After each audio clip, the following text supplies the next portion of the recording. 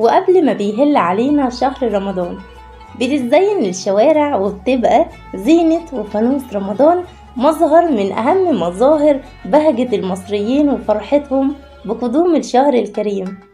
كل سنة وانتم طيبين. من شارع الخيامية هكون معاكم هنقل لكم أجواء المكان وأسعار زينة وفانوس رمضان، وتعالوا بينا نشوف الأشكال اللي نازلة للفوانيس السنة دي.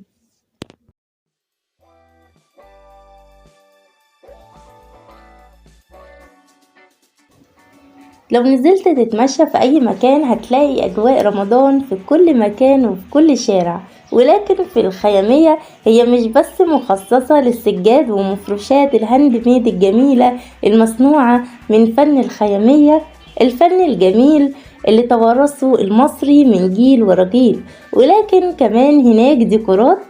هنشوف دلوقتي أشكال وأحجام للفوانيس وكمان ديكورات بتعتبرها الأسرة نوع مهم جدا من ديكورات البيت في الشهر الكريم.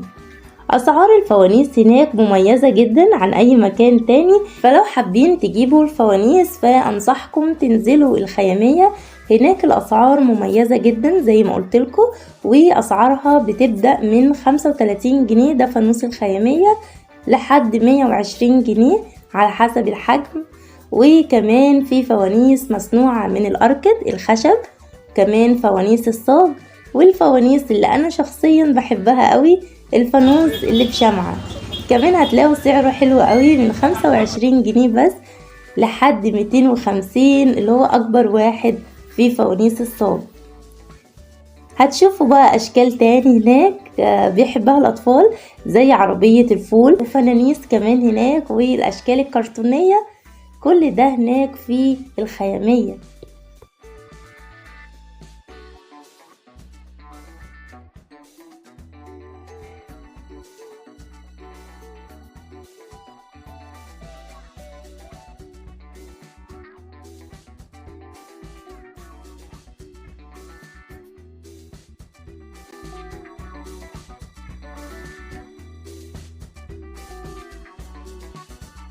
ودلوقتي هسيبكم بقى تتفرجوا على الأجواء وعلى فوانيس رمضان، ولو عجبكم الفيديو ما تنسوش تعملوا لي لايك واشتراك بالقناة مع تفعيل الجرس علشان يوصل لكم كل جديد، وما تنسوش متابعتنا علشان نعرف حكايات عن بلدنا الحلوة.